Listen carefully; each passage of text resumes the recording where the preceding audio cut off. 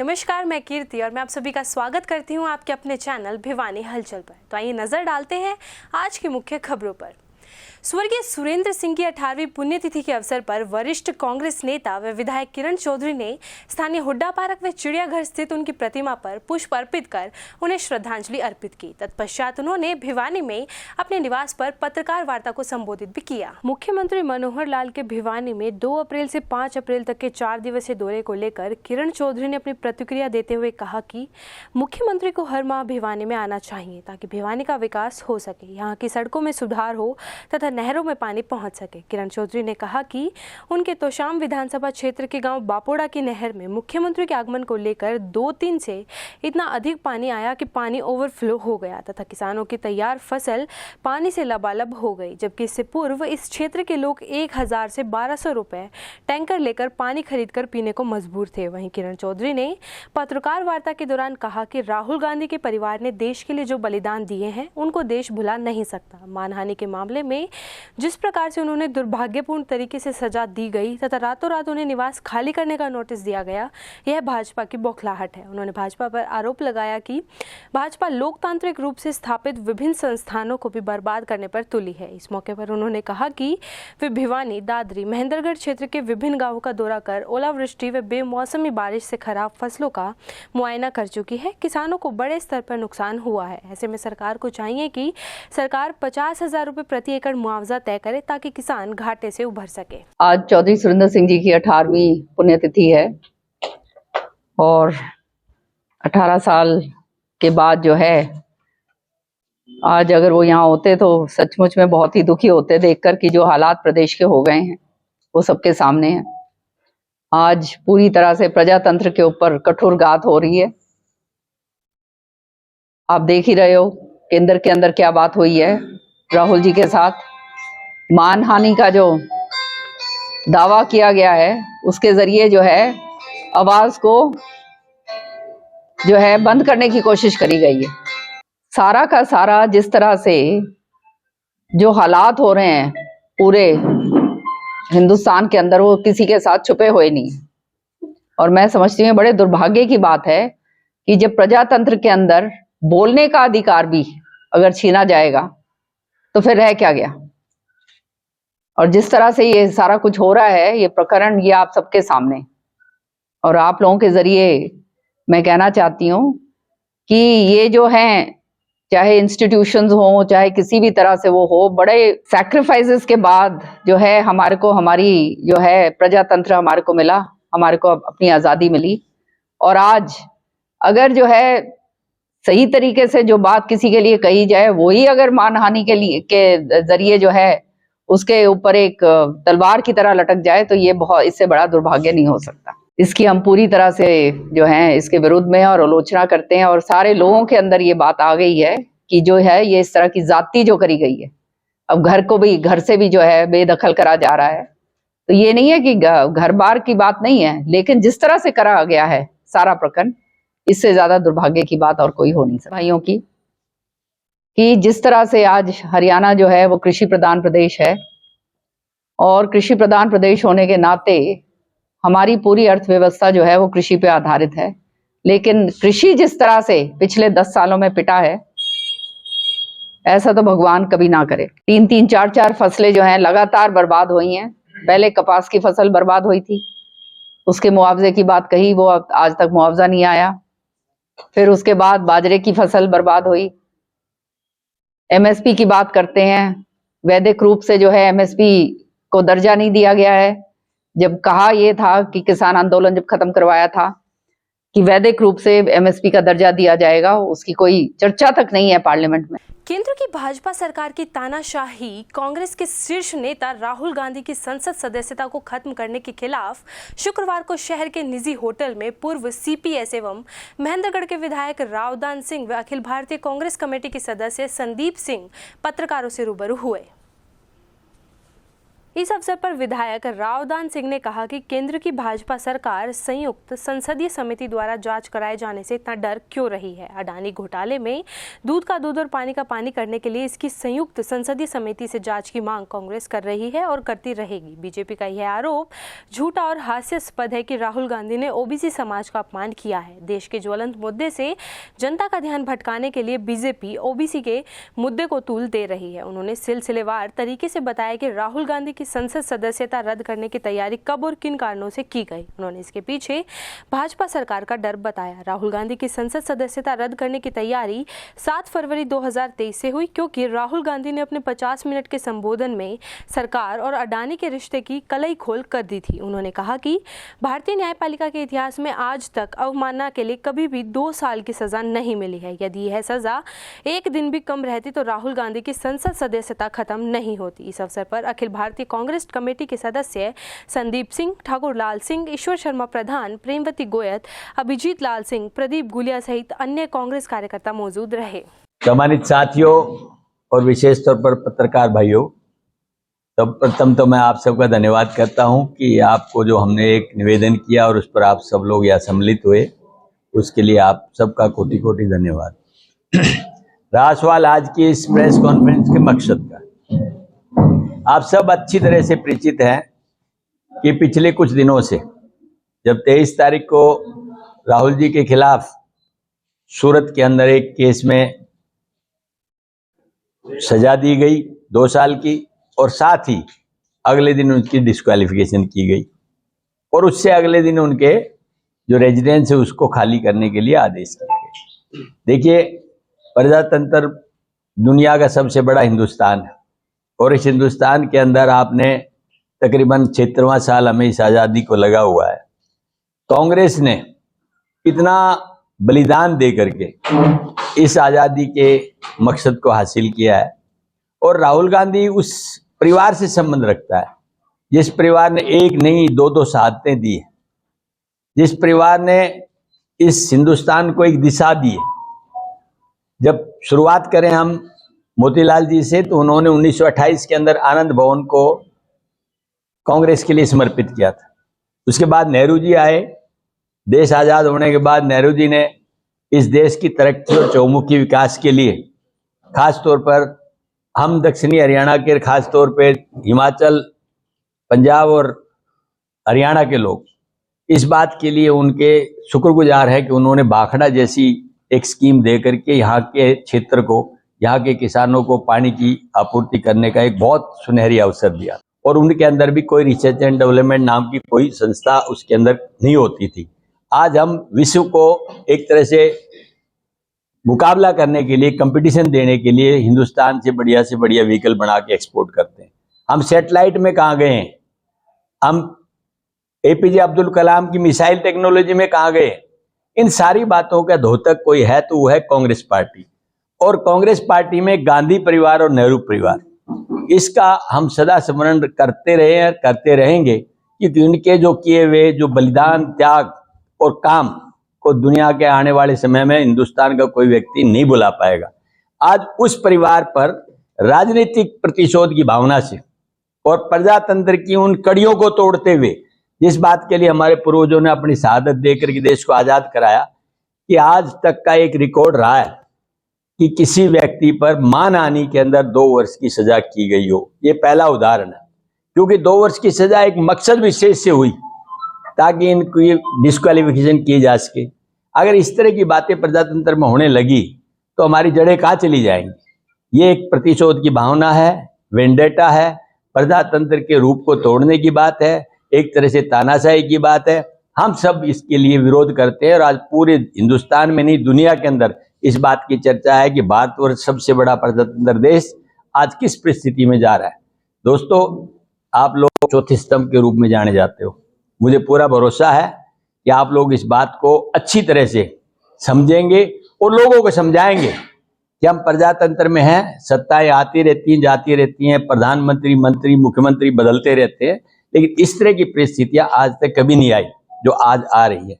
मैं चाहूँगा कि आप लोग इसको सच्चे भाव के साथ में जनता को जागृत करें, लोगों को बताएं कि हम किसी पद के लालची नहीं हैं ये गांधी परिवार अगर प्रधानमंत्री बनने की लालसा रखता तो सोनिया गांधी जी प्रधानमंत्री बनती।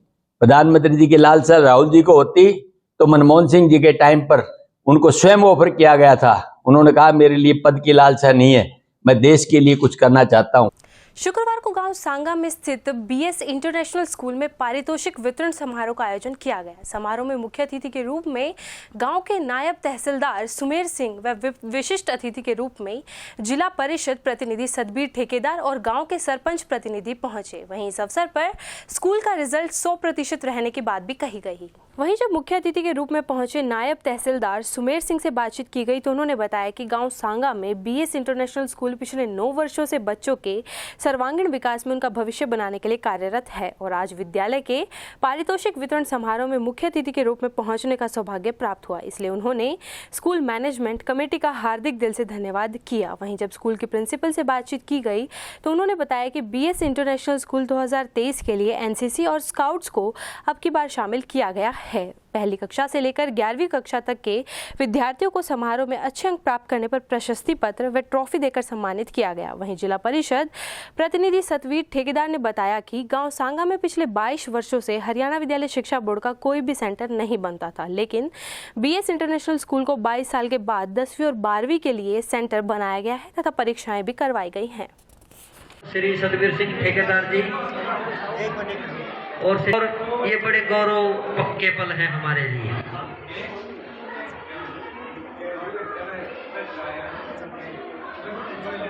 और हम अपने विद्यालय की तरफ गाँव सांगा में बीएस संस्था तो है, बहुत ही अच्छी संस्था है। लगभग 25-26 साल वर्ष बाद सांगा स्कूल में बीएस स्कूल में तो अपना सेंटर लेके आए हैं, 10वीं 12वीं सेंटर लेके आए हैं। एफटेट की परीक्षा भी होगी, इसमें गांव का नाम रोशन करने की बच्चों को भविष्य को देखते हुए गांव सांगा स्कूल में जो बीएस संस्था है बहुत ही अच्छी संस्था है। बीएस स्कूल में हमारे दिन पहुँचे यहाँ पे तो बच्चे ने अच्छा कलाकारी दिखाई, पढ़ाई में बहुत अच्छे बच्चे हैं। हम इनको शुभकामनाएं देते हैं आगे भविष्य में बहुत ज़्यादा कामयाब हों। आज बीएस इंटरनेशनल स्कूल में बच्चों को प्रति वर्ष की भांति जो प्रोग्राम किए जाते हैं, जो एक त्यौहार के रूप में ही मनाया जाता है और बच्चों को पारितोषिक इनाम देकर उनको सम्मानित किया जाता है, उसका हौसला बढ़ाई किया जाता है। और हम इस वर्ष हमारे स्कूल में 10th और 12th का हरियाणा विद्यालय शिक्षा बोर्ड की तरफ से सेंटर बनाया गया था, जो बड़ा सुचारू रूप से चला, उसमें किसी प्रकार का योगदान सामने नहीं आया। और हम आगे कोशिश करेंगे कि हम एनएसएस और एनसीसी भी इस विद्यालय में लेकर आएँ ताकि बच्चों को इसका भरपूर फायदा मिले। शैक्षणिक और सांस्कृतिक प्रोग्राम का सफलतापूर्वक आयोजन करने के लिए मैं पूरे टीचर्सगण और प्रिंसिपल को बहुत बहुत धन्यवाद देता हूँ। बहुत अच्छी मेहनत की हुई है और इसके रिजल्ट भी ठीक आए हैं। उम्मीद करता हूँ कि आगे भी ये मेंटेन रहेगा। हमारा स्कूल बीएस इंटरनेशनल सांगा में स्थित है। पिछले 9 वर्षों से हम स्कूल को सुचारू रूप से चला रहे हैं। अब हम 10वें वर्ष की तरफ कदम रख रहे हैं। आज हमारा एनुअल डे प्रोग्राम था जिसमें बच्चों को पारितोषिक से वितरण किया गया। हमारा रिजल्ट 100% रहा है। हमारे स्कूल में बच्चों की हर प्रकार की विशेषताएँ हैं, पीने की व्यवस्था है, शौचालय की व्यवस्था है, और तीनों स्ट्रीम है हमारे स्कूल में। और अब की बार 9th और 10th और 12th का जो बोर्ड सेंटर बना है हमारा स्कूल, और आगे जो 23 और 24 का स्तर हम शुरू करेंगे उसमें एनएसएस की योजना लेके आएंगे, स्काउट और गाइड की योजना। शुक्रवार को भिवानी जिले में आंधी तूफान के साथ साथ भारी बारिश व ओलावृष्टि दर्ज की गई, जिसकी संभावना कृषि विज्ञान केंद्र के मौसम विभाग द्वारा पहले ही जताई गई थी। भारी बारिश व ओलावृष्टि के चलते मौसम में ठंडक बनी रही। वहीं कृषि विज्ञान केंद्र के मौसम विभाग के डॉक्टर देवीलाल ने बताया कि मौसम में लगातार बदलाव आ रहा है। वेस्टर्न डिस्टर्बेंस के चलते पिछले दिन भी सुबह की शुरुआत और दिन में मौसम साफ था, लेकिन दोपहर होते होते एक बार फिर मौसम में बदलाव आया। इसी दौरान पहले तेज हवाएं चली और बाद में बूंदाबांदी शुरू हुई तथा बाद में बरसात में बदल गई। जिला भिवानी में कुछ एक स्थानों पर बारिश के बाद मौसम ठंडा हो गया। भिवानी में 5 mm के करीब बारिश दर्ज की गई तथा बारिश के चलते मौसम में ठंड हो गई। साथ ही उन्होंने कहा कि भिवानी जिले में मार्च के बाद मौसम में बदलाव आएगा। उन्होंने कहा कि आने वाले दिनों में गर्मी बढ़ने की संभावनाएं हैं।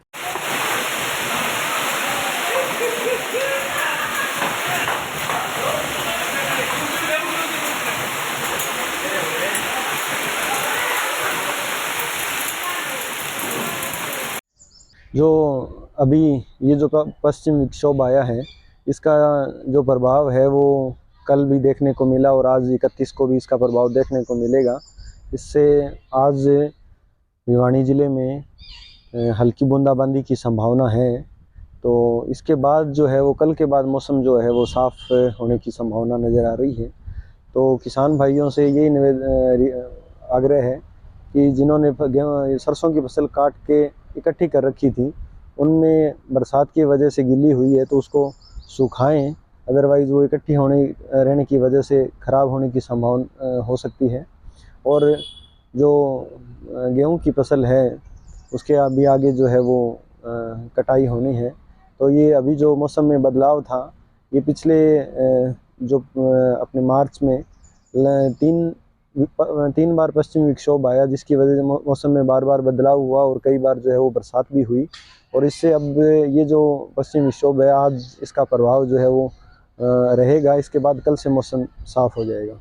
शुक्रवार को स्थानीय कोर्ट रोड स्थित डीएवी शताब्दी पब्लिक स्कूल का वार्षिक परिणाम घोषित किया गया। कार्यक्रम में सर्वप्रथम यज्ञ किया गया, जिसमें विद्यालय परिसर में पहुंचे अभिभावकों ने यज्ञमान की भूमिका निभाई। वे सभी ने बच्चों के उज्जवल भविष्य की कामना भी की।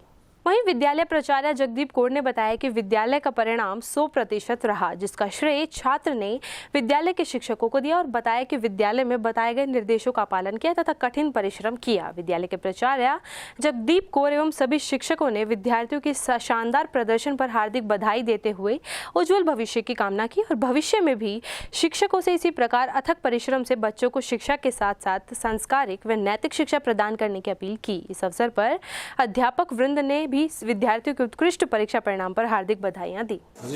डीवी मेरा बच्चा है जो डीवी स्कूल में पढ़ रहा है, उसमें बहुत अच्छी पढ़ाई हो रही है, बेटा की प्रोग्रेस भी अच्छी है और हम सब उम्मीद करते हैं कि आगे भी ऐसी एजुकेशन मिलती रहे। धन्यवाद। स्कूल की संस्था बहुत पुरानी संस्था है। आज के टाइम में जो स्कूलिंग है उसमें सबसे आगे है। बच्चों के लिए जो एनवायरनमेंट है, एजुकेशन से रिलेटेड, स्पोर्ट्स से रिलेटेड बेसिक है, वो काफ़ी अच्छा है।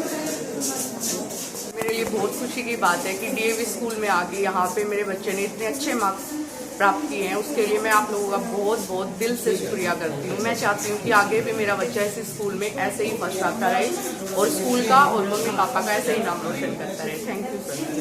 बहुत अच्छे से पढ़ाया है, बहुत कोऑपरेटिव स्टाफ है, बहुत ही अच्छे टीचर्स हैं, बच्चों को अच्छे से समझाते हैं, स्पोर्ट्स भी अच्छा है। मैं संतुष्ट हूँ पूरी तरह से और स्कूल में टीचर अच्छे से ले जा, मतलब स्टाफ बस वाला भी बहुत बढ़िया है, कहीं कमी नहीं लगती। सारा रिजल्ट आया सर और की शिक्षा बहुत अच्छी लगी हमको, अच्छा किया है और सेल्फ भी दोनों अपना काम बहुत अच्छे से कर रहे हैं। टीचर्स ने भी बहुत अच्छा किया है और थैंक यू सर। पूर्व कृषि मंत्री चौधरी सुरेंद्र सिंह की 18वीं पुण्यतिथि के अवसर पर शुक्रवार को कांग्रेस नेताओं एवं कार्यकर्ताओं ने शहर के विभिन्न स्थानों पर सामाजिक संदेश देते हुए चौधरी सुरेंद्र सिंह की 18वीं पुण्यतिथि मनाई। इस अवसर पर चौधरी सुरेंद्र सिंह को श्रद्धा सुमन अर्पित कर उन्हें याद किया गया। शुक्रवार को जीतू पतित पावन पाठशाला में स्वर्गीय सुरेंद्र सिंह की 18वीं पुण्यतिथि के अवसर पर आयोजित कार्यक्रम में एकत्रित लोगों को संबोधित करते हुए वरिष्ठ कांग्रेसी नेता परमजीत सिंह मड्डू ने कहा कि स्वर्गीय सुरेंद्र सिंह ने कृषि मंत्री रहते हुए देश में सबसे पहले कृषि विभाग को कंप्यूटरकृत करवाया था। वे चाहते थे कि किसान को अपनी जमीन व अन्य दस्तावेजों के लिए कार्यालयों के चक्कर ना काटने पड़े, किसान एक बटन से अपना जमीन का सारा ब्यौरा हासिल कर सके। बाद में उनकी उक्त योजना को पूरे देश में लागू किया जा रहा है। साथ ही उन्होंने कहा कि पूर्व सीएलपी लीडर किरण चौधरी व पूर्व सांसद श्रुति चौधरी स्वर्गीय सुरेंद्र सिंह के नक्शे कदमों पर चलकर उनके सपनों को पूरा कर रही है। 18वीं पुण्यतिथि मना रहे हैं और चौधरी सुरेंद्र सिंह एक बहुत ही महान नेता थे, संघर्ष के प्रतीक थे, गरीब और मजदूर भाइयों के साथी थे। जब वो कृषि मंत्री हरियाणा में बने तो उन्होंने अपने एक ही कलम से पूरी कृषि की जगत में कृषि को कंप्यूटराइज कर दिया था। बुजुर्गों और नौजवान साथियों, चौधरी सुरेंद्र सिंह पूरे हिंदुस्तान की राजनीति में एक अपनी पहचान रखते थे। वो एक बहुत महान नायक थे, महान नेता थे और गरीबों के उनके मसीहा थे। उन्होंने हमेशा अपने साथियों और अपने वर्करों के लिए बहुत अच्छे अच्छे काम किए और अच्छी अच्छी बातें की। आज उनके नक्शे कदम पर चलकर आज उनकी धर्मपत्नी मैडम किरण चौधरी और उनकी सुपुत्री श्रुति चौधरी आज उनके नक्शे कदम पर चल करके उनके जो अधूरे सपने हैं उनको पूरा करने की पूरी चेष्टा कर रही है, पूरी अग्रसर होकर काम कर रही हैं। वहीं इस अवसर पर देवराज मेहता ने कहा कि चौधरी सुरेंद्र सिंह जुबान के धनी थे। उनकी सोच भिवानी के विकास की थी। कलम बेशक उनके पिता पूर्व मुख्यमंत्री चौधरी बंसीलाल की होती थी, लेकिन पीछे से योजना सब चौधरी सुरेंद्र सिंह की थी। भिवानी की हर ईंट पर उनकी छवि दिखाई देती है। वहीं जिला प्रधान सविता मान ने कहा कि सुरेंद्र सिंह हर भिवानी वासी के दिल पर राज करते थे। वो जो कहते थे वो करते थे। साथ ही रविंद्र खरे ने कहा कि सुरेंद्र भाई को यदि किसी ने काम कह दिया तो उसको करके उसका जवाब देते थे। इस अवसर पर नवीन धमीजा, गिरधारी लाल मेहता, प्रधान किराना कमेटी, रमेश जी घीवाले, लेखराज हलवाई, सुशील सरदाना, सोनू बंदवा, राजकुमार बदवा, जीवन दास चावला, सुभाष शर्मा, भूषण खनेजा सहित अनेक गणमान्य लोग उपस्थित रहे। आज चौधरी सुरेंद्र सिंह जी की 18वीं पुण्यतिथि है। चौधरी सुरेंद्र सिंह जी के दिल और दिमाग में भिवानी थी। जितना भिवानी में चौधरी बंसीलाल जी ने काम किया वो सोच चौधरी सुरेंद्र सिंह की थी। चौधरी बंसीलाल जी की कलम चलती थी, प्लानिंग सब चौधरी सुरेंद्र सिंह करता था। चाहे वो कहीं रहता था, दिमाग में सिर्फ भिवानी रहती थी। आज भिवानी के जरे जरे पे, एक एक ईंट पे चौधरी बंसीलाल का नाम है। आप स्टेशन देख लो, पीजीआई हॉस्पिटल देख लो, आप बस स्टैंड देख लो, वाटर वर्क्स देख लो।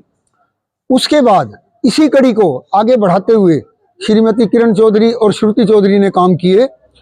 नया वाटर वर्क्स तीसरा बनाया, पानी और सीवरेज पे बहुत काम किया। बंसीलाल यूनिवर्सिटी श्रुति चौधरी की देन है। और आज जो मेडिकल कॉलेज लेट निर्माण हो रहा है, लेकिन ये इसके पैसे श्रीमती श्रुति चौधरी ने 250 करोड़ रुपए सेंटर से डलवाए थे, तभी आज इसका काम चालू हुआ है।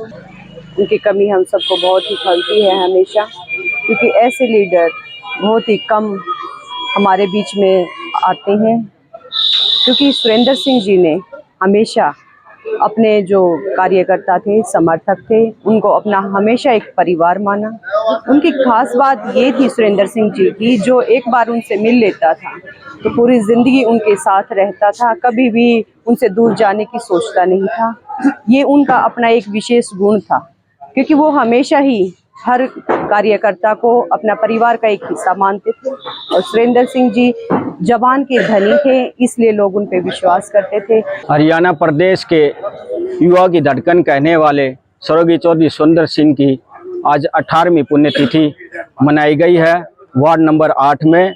और वार्ड नंबर 8 के जैन चौक में व्यापारी और पंजाबी वर्ग के, ये देखने गए पंजाबी वर्ग के समाज ने चौधरी सुरेंद्र सिंह को पुष्पमाला से श्रद्धांजलि अर्पित की। और सभी को मैं उनको सत सत नमन करता हूं। इस मौके पर उपस्थित लोगों को संबोधित करते हुए वरिष्ठ कांग्रेसी नेता मीनू अग्रवाल ने कहा कि चौधरी बंसीलाल धन्य थे, जिन्हें सुरेंद्र सिंह के रूप में संघर्षशील व मेहनती बेटा मिला था। अग्रवाल ने कहा कि सुरेंद्र सिंह किसानों व युवाओं के लिए प्रेरणा थे। वो आज जिंदा होते तो किसानों व युवाओं की हालत देखकर दुखी होते। उन्होंने कहा कि सुरेंद्र सिंह बेदाग छवि के नेता थे, जो आज के जमाने में नहीं मिलते। उन्होंने कहा कि आज के नेताओं को सुरेंद्र सिंह की बेदाग छवि, संघर्ष व मेहनत से प्रेरणा लेनी चाहिए। साथ ही अग्रवाल ने कहा कि सुरेंद्र सिंह जन समर्पित नेता थे और किसानों की बेहतरी के ताउम्र प्रयास करते रहे। आज सभी जानते हैं कि आज भिवानी के हालात क्या है, इसलिए आने वाले समय में भिवानी के विकास के लिए हमें किरण चौधरी व श्रुति चौधरी को अधिक से अधिक वोटों से जिताकर उनके हाथों को मजबूत करना चाहिए, ताकि भिवानी का और भी विकास हो सके। इस अवसर पर सूर्यांश अग्रवाल, सन्नी सांगवान, अशोक शर्मा सहित अनेक गणमान्य लोग मौजूद रहे। युवा नेता चौधरी सुरेंद्र सिंह जी की पुण्यतिथि पर मैं उनको सत सत नमन करता हूं। जैसा कि आज सभी वार्डों में भिवानी के प्रोग्राम चल रहा है। अभी जैसे कि ये देवराज मेहता जी का प्रोग्राम यहाँ चल रहा है तेलीवाड़ा में, ऐसे ही अभी थोड़ी देर बाद यहाँ केवड़ी मंदिर पे होगा। गौशाला में गुड़ खिलाया गया है, पेड़ पौधे लगाए गए हैं, जगह जगह हर एक प्रकार के सामाजिक प्रोग्राम हो रहे हैं। इसके लिए मैं सभी कार्यकर्ताओं को और अपनी टीम को भी और मैडम के इसको भी आशीर्वाद के उनको आशीर्वाद दिए। भाई साहब का अमर रहे। नमस्कार है। आज हमारे लिए तो बड़ा दुर्भाग्य का दिन था कि हमारे भिवानी के समाज सुधारक एक पॉलिटिशियन को हमने खो दिया। आज उन्हीं को श्रद्धा सुमन अर्पित करने के लिए तमाम हमारे कांग्रेस के कार्यकर्ता, श्रद्धांजलि तो तभी होगी कि हम बहन श्रुति जी को उनके रूप में देखते हैं। मैं सभी से अपील करना चाहूंगी, अनुरोध करना चाहूंगी, अगर आप चाहते हैं कि सुरेंद्र सिंह को सच्ची श्रद्धांजलि अर्पित की जाए तो आने वाले लोकसभा क्षेत्र में हमारी बहन श्रुति चौधरी जी को बढ़ चढ़कर और मेंबर ऑफ पार्लियामेंट बना के उन्हें श्रद्धांजलि अर्पित करें। शुक्रवार को भिवानी निवासी रक्तवीर गौरव शर्मा के जन्म दिवस पर कृष्णा चैरिटेबल ट्रस्ट व महादेव पशु पक्षी समिति द्वारा रक्तदान शिविर का आयोजन किया गया, जिसका शुभारंभ रक्तवीर राजेश जुडेजा ने किया। इस अवसर पर 31 युवाओं द्वारा रक्तदान किया गया। इस अवसर पर रक्तवीर राजेश जुडेजा ने कहा कि हमें फिजूल खर्ची की बजाय ऐसे काम करने चाहिए जिससे लोगों की भलाई हो। रक्तदान महादान है जिससे हम किसी जरूरतमंद की जान बचा सकते हैं। वहीं रक्तवीर राजेश जुडेजा ने बताया कि रक्तदाता गौरव शर्मा ने रक्तदान मुहिम में सराहनीय योगदान दिया है तथा रक्तदाता गौरव शर्मा के जन्मदिन पर रक्तदान शिविर लगाने की सोच सराहनीय है। रक्त ही एकमात्र ऐसा पदार्थ है जिसका निर्माण किसी फैक्ट्री में नहीं हो सकता। इसकी पूर्ति केवल नियमित रक्तदान से ही पूरी हो सकती है। इसलिए युवाओं को रक्तदान के लिए आगे आना होगा और युवाओं को प्रण लेना चाहिए कि हमें खुशी के मौके पर फिजूल खर्ची करने के बजाय स्वयं रक्तदान करना चाहिए और लोगों को रक्तदान करने के लिए प्रेरित करना चाहिए। वहीं रक्तवीर मनीष वर्मा ने बताया कि रक्तदान करने से व्यक्ति के शरीर में कोई कमजोरी नहीं आती, अपितु रोग प्रतिरोधक क्षमता बढ़ती है। स्वस्थ व्यक्ति को साल में कम से कम 4 बार रक्तदान करना चाहिए। इस अवसर पर मुकेश सोनी, नवरत्न सोनी, गौरव, छात्र नेता संदीप दिनोदिया, कुलदीप, अमित व अन्य रक्तदाता और ब्लड बैंक सेंटर का स्टाफ आदि उपस्थित रहे। गौरव शर्मा महादेव पशु पक्षी सेवा समिति व कृष्णा चैरिटेबल ट्रस्ट के सौजन्य से रक्तदान शिविर का आयोजन फ्रीडम ब्लड बैंक में किया गया है। मेरी सभी रक्तदाताओं से प्रार्थना है कि अपने जन्मदिन, सालगिरह व किसी की पुण्यतिथि पर रक्तदान शिविर अवश्य लगाए ताकि रक्तदान की मुहिम में जुड़े। रक्त की कमी से किसी की जान ना जाए और समाज के लिए अच्छा संदेश रहेगा। और रक्तदान के साथ साथ पौधारोपण भी करें ताकि पर्यावरण को बचाया जा सके। यही संदेश दूंगा शहर के नागरिकों से, रक्तदान की पूर्ति करें, रक्त की कमी से किसी की जान न जाए और एक व्यक्ति के रक्तदान करने से 3 व्यक्तियों की जान बचती है। इससे भला पुण्य का कार्य कोई नहीं हो सकता। हरियाणा सरकार द्वारा गेहूं का समर्थन मूल्य 2125 रुपए करने के साथ साथ भिवानी जिले में 5% खरीद सेंटर भी बनाए गए हैं तथा हरियाणा सरकार द्वारा 1 अप्रैल से हरियाणा की सभी मंडियों में गेहूं की सरकारी खरीद करने के आदेश जारी कर दिए गए हैं। भिवानी मार्केट कमेटी के सचिव हीरा लाल ने जानकारी देते हुए बताया कि किसानों को सुविधा के लिए गेहूं की खरीद सेंट्रल पर बिजली व पानी के साथ साथ गेट पास की व्यवस्था भी की गई है। फिर भी अगर किसान भाई को किसी प्रकार की कोई समस्या हो तो वे मार्केट कमेटी भिवानी में शिकायत दे सकते हैं। बरसात के मौसम को देखते हुए नगर कमेटी द्वारा प्रत्येक आढ़ती को त्रिपाल रखने के आदेश दिए हैं ताकि किसान भाइयों की फसल में बरसात के कारण कोई नुकसान ना हो। किसान अपनी सरकारी खरीद के अनुसार 2125 रुपए में हरियाणा सरकार को अपनी गेहूं की फसल बेच सकता है। वहीं उन्होंने किसान भाइयों से अपनी फसल का मेरी फसल मेरा ब्यौरा पोर्टल पर रजिस्ट्रेशन करवाने की अपील भी की। ये अपना प्रिंसिपल यार्ड है भिवानी खेड़ा सब यार्ड, परचेज सेंटर चांग है, दमाना है और बंडा है। हरियाणा सरकार द्वारा 2125 रुपये सरकारी खरीद का रेट है। बाकी जो सुविधाएं हैं बिजली पानी वो सभी पूरी कर ली गई है। खरीद की तैयारी बिल्कुल पूरी है। जैसे ही हैफेड और इसकी खरीद है अपना फूड सप्लाई की।